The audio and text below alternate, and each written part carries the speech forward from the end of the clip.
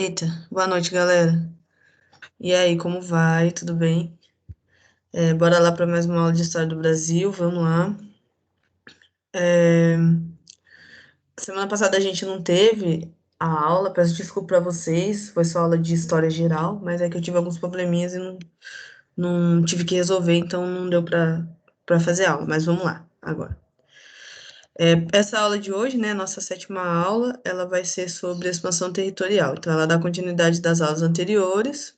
Ela é mais de boa, assim, com relação ao conteúdo. Eu coloquei bastante texto nos slides para vocês também não terem dificuldade nesse sentido. Então, bora lá. Peraí.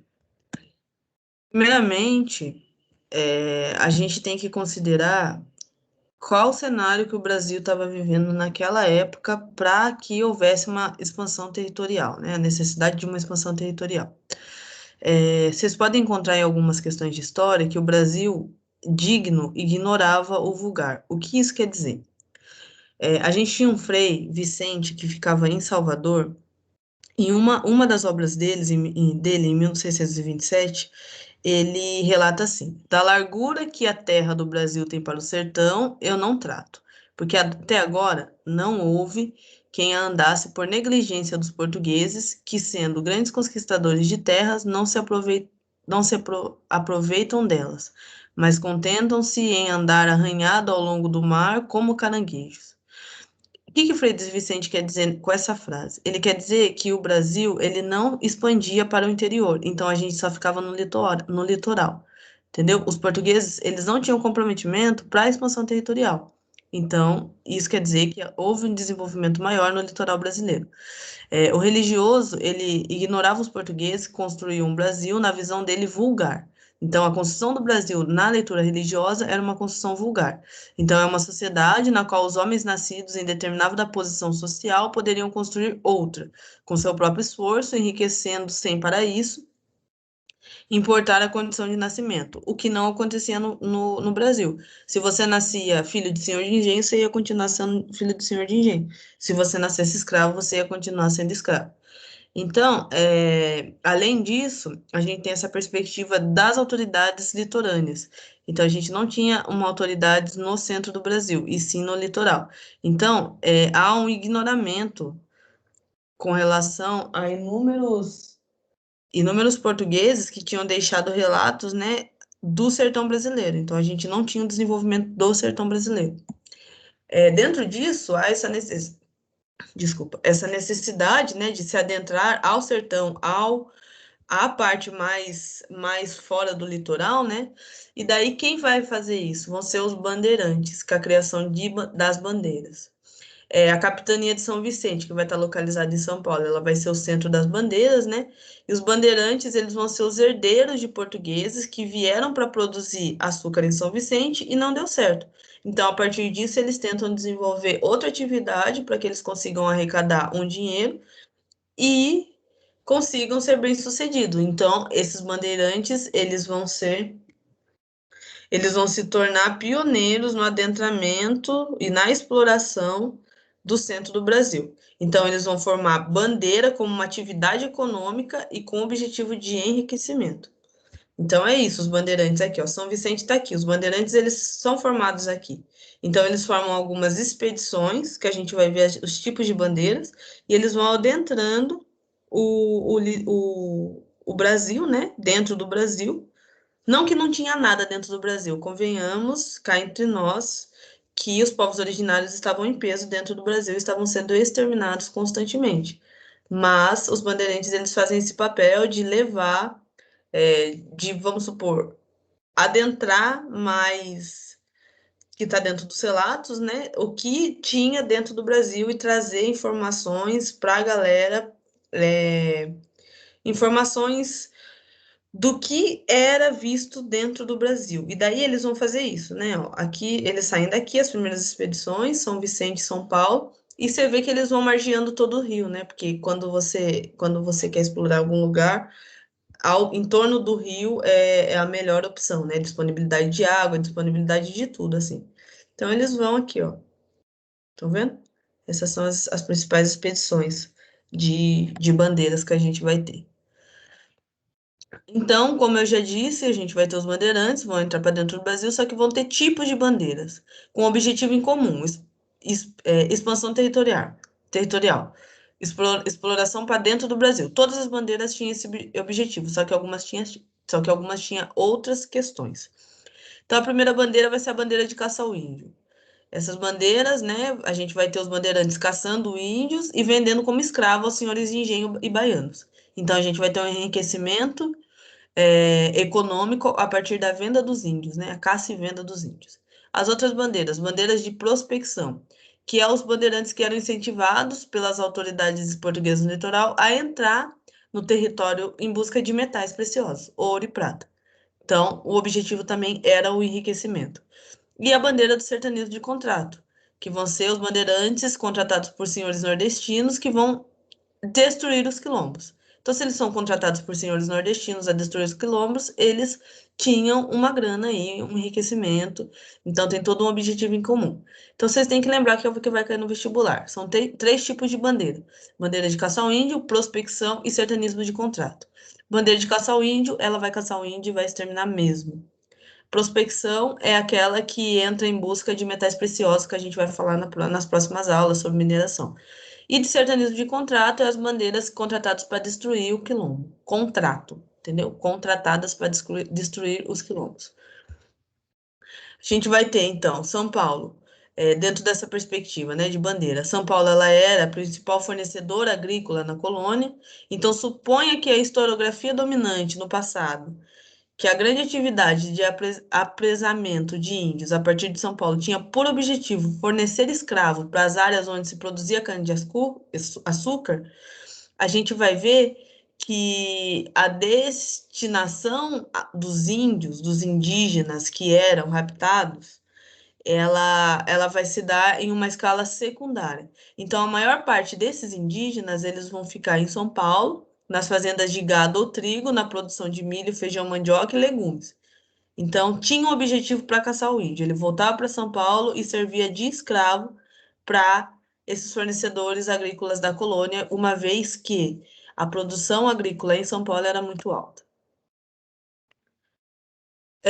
Então, a gente vai ter duas visões sobre os bandeirantes no vestibular, né? A visão que a gente tem que ter para a vida é que os bandeirantes eles servem como uma engrenagem da máquina do Estado para extermínio de toda a população oprimida, tanto índio quanto negro. Essa é a visão que a gente tem que ter, não para vestibular, mas para a vida. E a visão para vestibular é essas duas que eu vou falar aqui agora. A visão de heroísmo, de que os bandeirantes eles são vistos como heróis, né, em função de terem construído caminhos internos pelo território brasileiro, e o principal grupo de interiorização do Brasil. Então, eles servem para a expansão territorial. E de vilões, é isso que eu estou falando.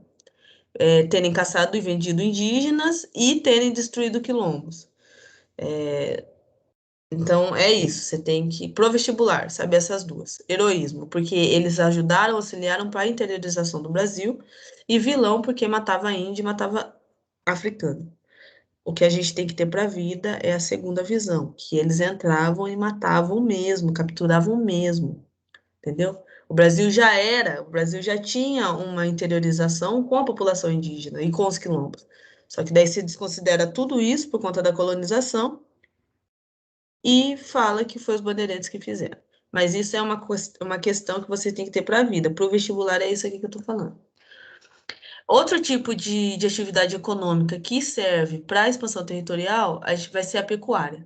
Ela vai ser desenvolvida principalmente no sul do Brasil, pelos portugueses, e ela vai ter um auxílio também dos jesuítas espanhóis que formavam os Sete Povos das Missões no sul do Brasil. Sete Povos das Missões significa que eles eram uma entidade religiosa que auxiliavam na catequização dos índios.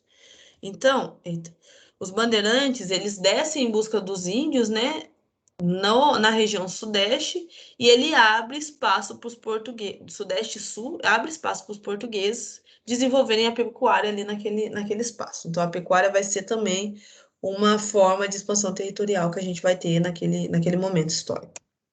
Então, aqui, ó, só para vocês terem, bandeirante sai daqui, interioriza o Brasil, e aqui no sul, a gente vai ter o desenvolvimento da pecuária, principalmente. Aqui a gente vai ter caça ao índio e alguns desenvolvimentos agrícolas, e aqui ainda continua, né, aquele ciclo cana-de-açúcar. Outro tipo de desenvolvimento da pecuária, né, outras características do desenvolvimento pecuário, vai ser o gado suíno, do sul. Então, a galera que ia para o sul para desenvolver a pecuária, eles desenvolvem uma técnica de charqueamento. O que, que é? É salgar a carne. Então, criava-se gado no sul. Utilizava-se a técnica, matava o gado, utilizava-se a técnica de charqueamento, carne salgada, salgava, e essa técnica de charqueamento, ela possibilita que a galera do sul, saia dessa parte daqui, e adentre todo o interior do Brasil, sobe aqui, né? Centro-Oeste, Norte, Sudeste, Nordeste, com esse gado charqueado e esse gado matado para vender. Então, essa técnica de charqueamento, ela possibilita que o gado fique em boas condições para consumo por um tempo mais prolongado.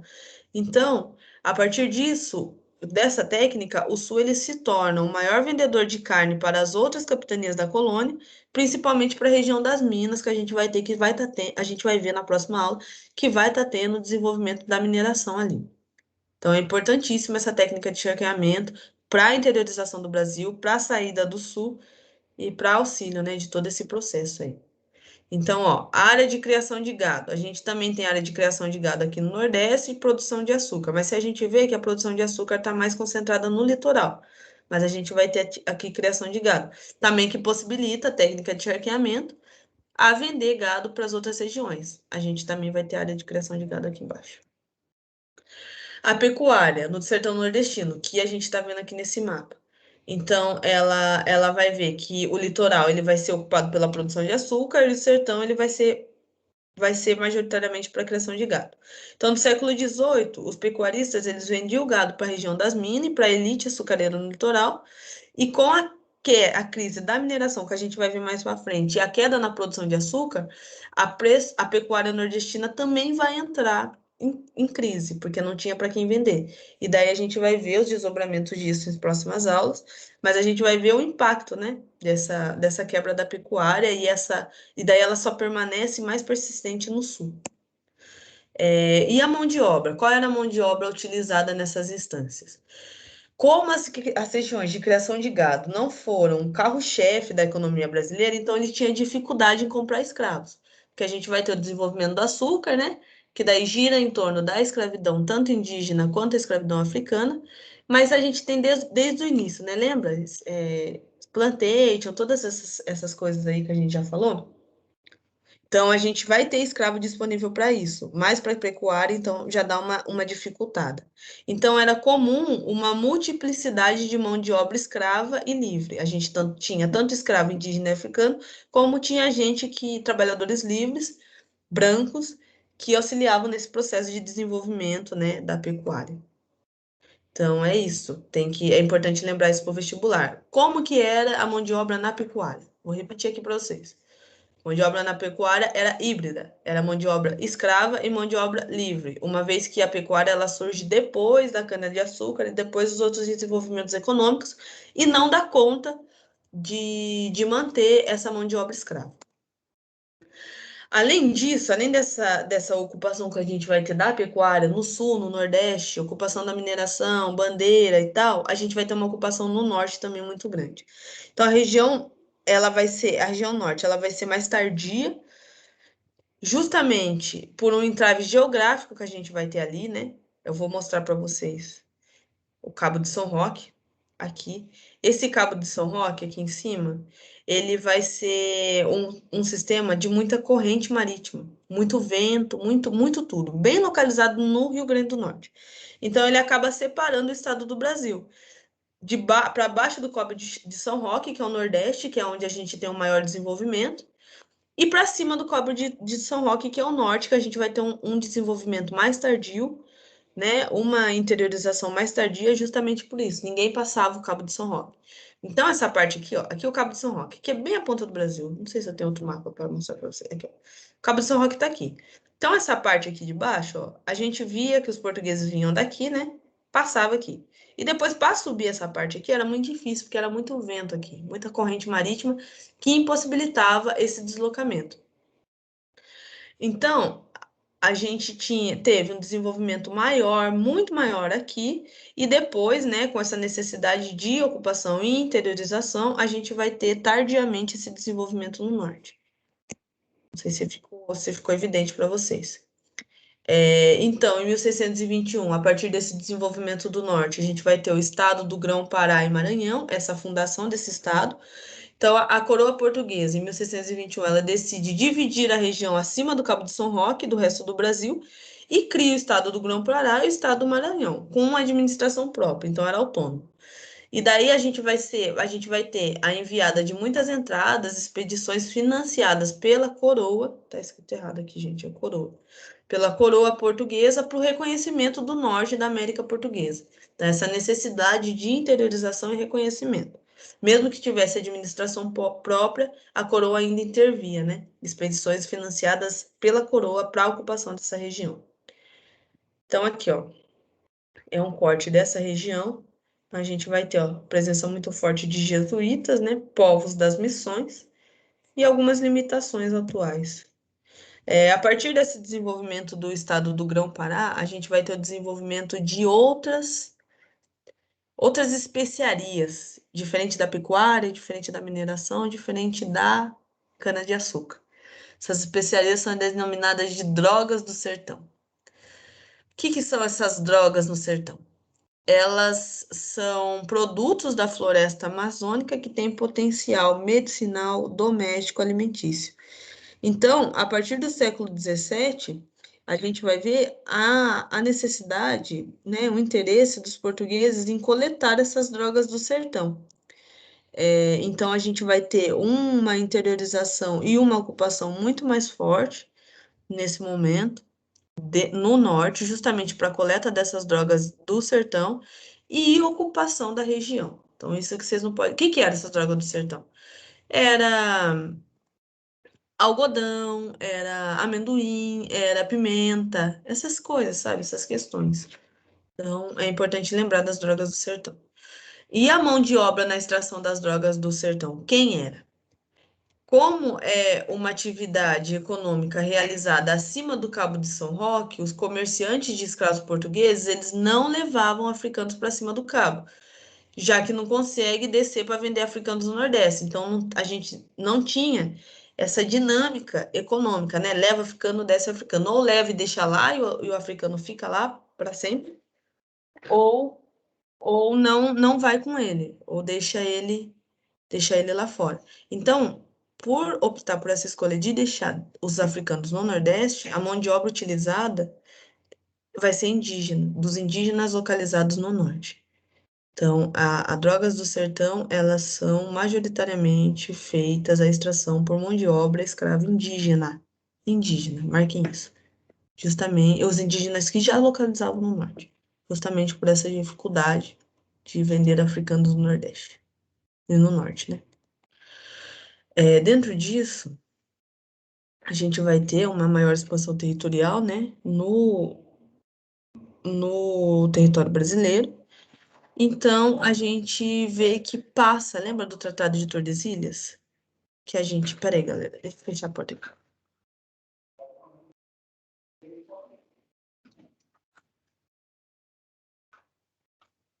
Questões técnicas, desculpa. Enfim, lembra, numa das primeiras aulas que eu dei para vocês, eu falei do Tratado de Tordesilhas, que dividia o Brasil, o território brasileiro, né, a América em si, em Espanha e Portugal. Como o Brasil ele vai estar tendo uma interiorização maior agora, né, nesse século que a gente está vendo, adentrando o Nordeste, adentrando o Norte e tudo mais, a gente vai ver que esse Tratado de Tordesilhas ele vai ser ultrapassado pelos portugueses. Então, a gente tinha, né, teve a necessidade de assinar outro tratado de limite de terras da América do Sul, por conta dessas questões mesmo. Então, qual vai ser esse tratado? Tratado de Madrid. Em 1750, a gente vai ver que portugueses e espanhóis assinam o Tratado de Madrid e eles utilizam um princípio de uti possidetis, que a terra pertence a quem ocupa. Então, se o português já está ocupando o norte, a terra é dele. Então, os portugueses eles incorporaram a partir desse Tratado de Madrid as terras que tinham ocupado, inclusive a terra dos sete povos das missões, no sul. Só que a Espanha, no sul, tá? Aqui, ó, a terra dos sete povos das missões está aqui. O Rio da Prata está aqui. Estão vendo, né? É bem aqui embaixo, gente, ó. Sete povos das missões está aqui.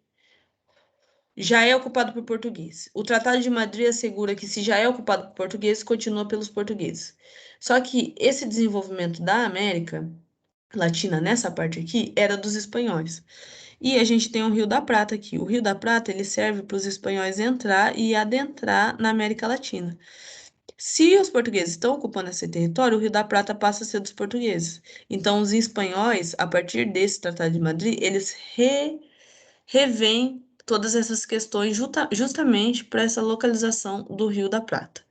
Então, a gente vai ter a revogação desse Tratado de Madrid. Em 1756, a gente vai ter a Guerra da Guaranitica. Então, os jesuítas espanhóis, eles se recusam a deixar os sete povos das missões e eles vão ser atacados pelos portugueses e espanhóis. Em 1761, os portugueses, eles pedem o cancelamento do Tratado de Madrid. Em 1777, a gente vai ter o Tratado de Santo Ildefonso, que a Espanha fica com os sete povos das missões com a colônia de Sacramento, então fica com toda essa parte aqui embaixo. Só que não é de contentamento dos portugueses, então é revogado esse Tratado de Santo Ildefonso. E em 1801, a gente vai ter o Tratado de Badajoz, que determina um novo limite que manteve as bases do Tratado de Madrid. Então, vai para o Tratado de Madrid e volta para o Tratado de Badajoz com as mesmas condições. Então, o Tratado de Badajoz, a gente vai ter esse limite territorial aqui, ó. Tá vendo? Essas questões que assegura todo esse território, que é conhecido atualmente como território brasileiro, para os portugueses. Que vai ter desdobramentos mais para frente, que vocês vão ficar sabendo. Então é isso, galera. A aula de hoje é sobre essas questões, né, territoriais. Se tiver alguma dúvida, me fale. Mas acho que está bem didático e dá para entender. O que você tem que lembrar dessa aula? Bandeirantes, o que é, o que significa, o que faziam, drogas do sertão, tipo de escravidão que era feito em cada expansão territorial e esses tratados de Badajoz principalmente, que pode cair mais para frente quando a gente for falar de Guerra do Paraguai. Mas enfim, é isso, né? Por hoje é só. Muito obrigada a todos. Qualquer dúvida, estou à disposição. E essa semana é 2 aulas nossas, tá? Porque semana passada foi 2 aulas de história, do História Geral. Obrigada, valeu.